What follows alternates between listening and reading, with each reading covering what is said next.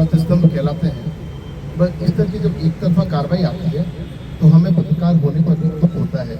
कम से कम जमीनी स्तर पर जांच करा लेते, कम से कम कोई कारण बता देते। ये जो अन्यायपूर्ण कार्रवाई और एक तरफा कार्रवाई न्यायालय में, संविधान में, नियम में, कायदे में हमेशा दूसरे पक्ष को सुनने की एक प्रवृत्ति, सिस्टम, कायदे बने हुए हैं। हम भी जब कोई खबर करते हैं तो हमेशा दूसरा पक्ष जरूर पूछते हैं जिससे कि हम पे उंगली नहीं उठे, क्योंकि हम समाज का वो प्रमुख अंग है जिन पर पूरा देश विश्वास करता है। और ऐसे में यदि पत्रकारों के हितों को लेकर के इस तरह का जो उदाहरण आएगा तो आगे पत्रकार आजीवन के लिए एक्स्ट्रा, क्योंकि केवल हम चैनल की बात करें, अगर समाचार पत्र की बात करें, उससे घर नहीं चलता है। समय बदल चुका है, खर्चे बहुत अधिक है, महंगाई बहुत अधिक है। ऐसे में यदि कोई व्यक्ति अपने पुश्तैनी जायदाद के माध्यम से या लोन लेकर के तो कामकाज करता है, उसको किस तरह का कुठाराघात होता है। कम से कम हम जब इतना मान सम्मान सबको देते हैं, मीडिया ही सबसे बड़ा एक न्यायपालिका के बाद में वो साधन है, वो सिस्टम है, वो अंग है, तो सबको जब मान सम्मान का ध्यान रखता है न्यायपालिका को। और जब प्रशासनिक क्षेत्र की बात करें, हम जब सबको रिस्पेक्ट देते हैं तो हमारे आत्मसम्मान को ठेस पहुंचाने का अधिकार किसी को भी नहीं है।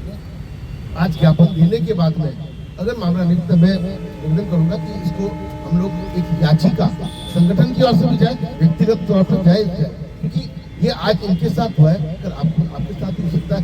हर व्यक्ति को आपस में ये जो एकता का वक्त है, कम से कम हम अपने परिवार के जो सदस्य उनकी तो नजर मिला सके, तो नजर नहीं मिला पा रहे। तकलीफ ये कि हम दुनिया के लिए दौड़ते हैं, सरकार बनती है हमारे रिपोर्टिंग से, हम साफ सुथरी रिपोर्टिंग करते हैं, पत्रकारिता का ध्यान रखते हैं, कायदों का ध्यान रखते हैं कि कहीं पक्षपात नहीं हो जाए। चुनाव आयोग तक हम लोगों को तारीफ करता है, ये प्रशासन तारीफ करता है, ये सरकार तारीफ करती है।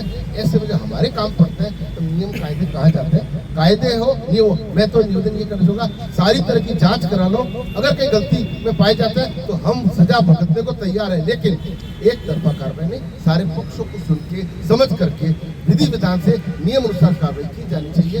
ये जो घटना हुई है उसकी मैं कड़े शब्दों में निंदा करता हूँ। धन्यवाद। 18 तारीख को हमारे वहाँ रेस्टोरेंट में पूरा प्रशासनिक अमला वहाँ पहुँचता है। 17 फरवरी को मुझे अंदेशा इसलिए हो गया था क्योंकि ओरण को लेकर के जनता ने वहाँ पर आंदोलन किया, जिसमें नारे लगे थे कलेक्टर हटाओ जैसाण बचाओ।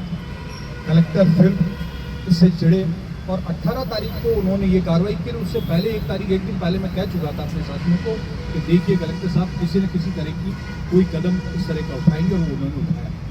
लाखों रुपए का सामान था, तो पूरा सामान उन्होंने बेदखली से अपने पास वहाँ सीज कर लिया। जद्दोजहद के बाद वो सामान छुड़ाया। 17 तारीख को शाम को कलेक्टर साहब ने डेजर्ट क्लब की तरफ से 2 जेसीबी मशीनें अंदर डाली है, पूरे रेस्टोरेंट को इस तरह से तोड़ा है, उसे देख करके हर कोई, एक आम आदमी भी अंदाजा लगा सकता है ये कोई निजी रंजिश निकालने के लिए या कोई राजनीतिक दुर्भावना से वशीभूत होकर के ये कार्रवाई की गई। वहाँ खिड़की, दरवाजे, टफन ग्लासेस, स्टोन कार्विंग, जो फर्नीचर था अंदर, करीबन करोड़ सवा करोड़ का जो नुकसान था उन्हें करना था, उन्होंने। मेरे इस नुकसान की भरपाई मुझे जहाँ तक है, जो मैंने अपने साथियों से भी विचार विमर्श किया, न्यायालय के अलावा हमें और कोई रास्ता नहीं। आज हम जो ये ज्ञापन देने के लिए और जो अपना राज्य सरकार के सामने विरोध दर्ज करा रहे हैं, इसका कारण एक है कि मेरे ऊपर आप लोगों के द्वारा एक जिम्मेदारी दी गई है कि देश के सबसे प्रतिष्ठित पत्रकार संगठन की प्रदेश अध्यक्ष की जिम्मेदारी राजस्थान में मुझे मिली है। भविष्य में किसी भी पत्रकार उसके बाद लगातार कार्रवाई चल रही है और 17 मार्च को फिर बिल्डिंग और एक ऐसा आदेश इन्होंने जारी किया जो न तो हमें कहीं चस्पा हुआ न दिया गया, उसके बेसिस पे इन्होंने ये सारा काम किया, तो उसी को लेकर के